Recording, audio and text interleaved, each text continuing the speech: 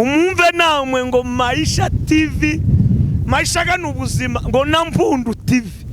Hari abahungu bari mu gutekereza muri iki kinyejana, mukore sabone, like, munashare, nimurangiza mushireho na comment. Muri ndavuze ngo Maisha katika dunia ni kama kupanda na vuna. Maisha abahungu muzi gutekereza ngo na Mpundu.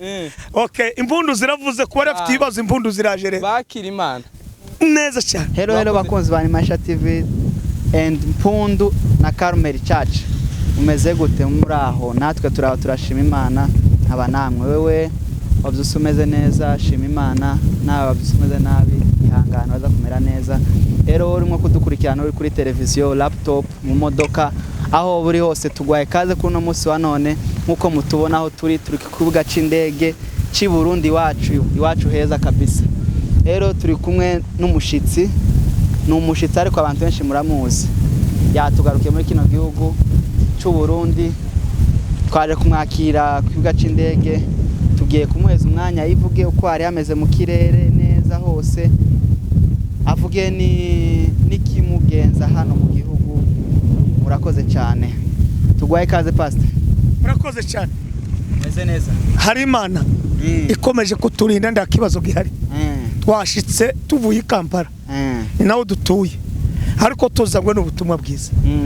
Kandi nageze ku kibuga cy'Ibujumbura, nasanze uruza n'uruza, abantu n'amahoro, naho wawe ukangundi, naho ukandagira undi. Muri make ndi kumwe namwe, ariko ni Maisha TV. Ni yihe yindi hari? Mpundu TV. Umva igitangaza ngo ni Mpundu TV. Aho abagore muzi kuvuza impundu, n'abagabo muza mwumva bavuza impundu. Umumve namwe ngo Maisha TV, Maisha gana ubuzima ngo na Mpundu TV.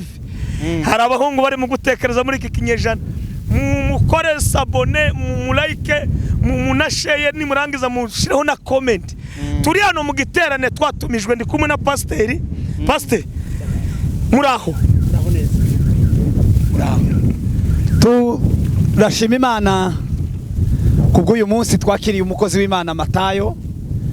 Cyari igihe kirekire tumutegereje, twari tumutegereje n'ibyishimo byinshi. Amen.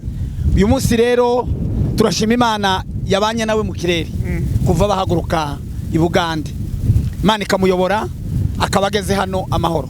Aha mutubona twaje kumwakira, turakwishimiye cyane mukozi w'Imana. Turaguha ikaze, tuzakomeza tukwakira. Turaguha ikaze kuri no munsi, uhereye amasaha turi ku kibuga cy'indege, turakwiyegereje. Turamenyesha abantu bose nkuko twakiriye umushumba Matayo ku itorero Carmel Church. Tuzabana nawe mu gikorane cya Emmaus kizaba ku itariki 10 z'uku kwezi, ni mu cyumweru kitaha. Ubwo rero turabahaye kaze kugira ngo tuzakomeze twishimane, tubane ku ijimbo. Murakoze mushumba. Hanyuma kibwagiriza niki bwagiriza kizatangira ku itariki 3 zine 5 muri iri yinga. Rero abifuza kuzaherekeza Matayo tubahaye kaze.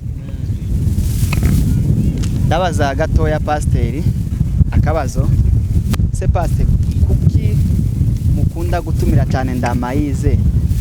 Twabashe kubona ibyane mwetse gukora ku ijimbo ku Carmel, kandi ndibaza niyo harimo kugaruka. Kubera iki buri gihe muja gutekereza umuvuga butumwa wo hanze mu gihugu cy'u Burundi mutekereza Ndamayize? Ijambo rya mbere ni Imana yabikoze, iryo ni ryo rimwe. Ubugira kabiri, Matayo ni inshuti ya Carmel, ni inshuti ya Carmel dukunda, twemera uvuga ubutumwa abantu bagafashwa. Kuko Imana yaduhuje, nicyo gituma tukomeza tumwiyumvira kandi tukamutumira. Niyo tumutumiye aratworohera, ntatugora. Imana igatanga uburyo, akatwemera akaza agashika ku itorero Carmel, tugakora umurimo w'Imana neza. Imana yo mu ijuru ihimbazwe. Kimwe tumukundira nuko atugandukira muri byose, uko tumubwiye akatwemerera, tugahana gahunda, Imana ikayisohoza. Murakoze. Kuba uvuze ngo azabemerera mugiye mu musabye gahunda mukamweza program, ese hari undi mwarasabye bikagenda ukundi bigatuma mutekereza Ndamayize? Muri iki gikorane cy'urubyiruko dufite nta wundi muvuga butumwa, tukiciyumvira Matayo tumugezaho ubutumwa yaratwemereye. tumuha itariki nawe areba ibindi bikorwa afite ku itorero rye abyemera, natwe tubona nta wundi muvuga butumwa dutumira, duhitamo kumutumira kandi twumva turamwishimiye hamwe n'itorero ryose n'urubyiruko abari we dutumira. Urakoze cyane pastor. Ngaya musubize Mike nyakubahwa. Yego. Wabonye gute hano hantu? Hano se kuba muri rizo bavuze ngo Yesu singitinya nisunzu umukizu komeye niseguye amaboko Imana yacu Yesu singitinya nisunzu mukizu komeye. Hano hantu ni heza. Twisunze Yesu, abari na Yesu aho bagera hose habari heza. Yesu yarahateguye neza. Mu magambo make byose ni byiza kuko bikomoka ku musaraba n'igitaramo Yesu yataramye. Ngiye gukomeza novuga ibindi kuko kera umuriro watse. Amen. Pastor onyibutsa gatoya nimba konje sinanibuka maze igihe kingana gutuvuye hano kugira ngo baze mwakabazo. Wenda kubera kuko ibintu tutabiteguye ariko amezi abiri amaze gushira, ukwa gatatu ndabona ko wenda nako kwari kugiye ko gushira. Oya sigiye kirekire kuri Karumeli nijuru n'amatayo na Holy Spirit n'amahoro. Nubwo nogaruka icumweru kimwe cyashize Paulo yagaza atarama kamanuka Iberoya, yarangiza bamuhamagara Filipi akamamanuka, yahagera bagahoberana n'abere bagatarama. Nta kibazo gihari. Ese kuki tuvuze nk'umugore akurekurira kugenda mu mezi 3 mu ivuga butumwa kandi hanze y'igihugu ari hahandi bagutumye ko ari benshi babasha kwicara n'umuryango bakavugana bagasa nk'ibikase ahandi? Ni kuki umugore wanje kuva tukihe tuvugana kurya bazavuga mu kinyamurenge ngo nugupatana? Naramwibwiye ndarangiza ndamubwiye ngushatswe n'ijuru. None ga umugabo ushatswe n'umuvuga butumwa n'umushumba kandi niko kazingira. Nacuruje umunyu biranga, nimbinoro biranga, ngo ndangize kora igikorwa kindi cyo gucuruza indagara biranga, ariko nguje mwivuga butumwa birakunda. Yaje abizi wenda agira ikibazo kandi se n'umurevera pasteur ayoboye itorero rya Sepak n'abantu barokotse. Titwashatse mu nzu zimwe zidafite umurongo w'ijoro. Niyo mpamvu rero ico nuwo cibazaho ibyo nibyiwe bivana n'ukuntu mwavuganye mu ntangira amagambo yo kubaka urugo rwanyu. Sawa, ugize neza kabisa, twakwishimiye kwakira hano tugaca indege. Kene nawe ugire abubwiye hari amagambo make. Tayandi magambo nobwira abarundi kazi mwese turabakiriye mu biterane bibiri. Icambere kiri ibwagiriza kizaba itariki 3 kugeza 5 ijuru n'amatayo turaho ngaho hamwe na Reverend Jedeo nabo bakorana. Abazaduherekeza bose bifitiye amatike ntawe nzarihira ni mwirihire kuko imodoka zirahari. Ikindi cya kabiri kizaba hangaha kwijimbo Karumeli. Yobo n'umushumba Jedeo n'umupastori bakorana ngo uyu vice wiwe arahangaha. Harya izina ninde? Mutabazi. Urumva izina niwe muntu ngo ni Mutabazi kandi yanamanutse hano n'imodoka yiwe. Usarire gukira nibyiza. Ico korwa turabatumiye. Udafite umwanya uzakandagira n'ibirenge naho harimo na siporo. Imana ibagire neza. Ndarika n'umugore wanje n'itoro rya Holy Spirit nabo dukorana, muzakurikirane mulike kandi ni murangiza munasheye mukore na comment. Umuriro waje abari Buraya bari muri Amerika uko niko mugomba kubigeza. Twahageze hano turi Burundi ibujumbura ku kibuga airport iyi Bujumbura. Amen. Karu pastor turakwiyegereje cyane. Murakoze cyane. Wisange. Amen. Hanyuma turishimye kuba tugusanze hano kuko mubibona ni Maisha ni Mpundu TV. Twaje hano kwakira umukozi w'Imana. Pastor hano wayisanze gute? Kwari heza. Naranahabaye. Warahabaye? Narahabaye. Wabaye imyaka kuva 2003 kugeza 2006. Ni ikihe kintu c'ingenzi wo barige muri iki gihugu gituma wongera kugaruka kabiri gatatu? Ico wakundiye? Abarundi bakunda abantu. bakunda abantu haba abantu bakunda abantu je bangiriye neza. ni ikihe kintu wabigiyeho cyane? Inabigiye kintu c'ubuntu gutanga nico gituma ugumugaruka kabiri si cyo kuvuga ngo baratanga ariko bagira ubugwaneza ubuso bwo kwakira abantu. Iyo bakwakiriye barakunezerwa. Abarundi bavuga ngo turafise akanyamuneza.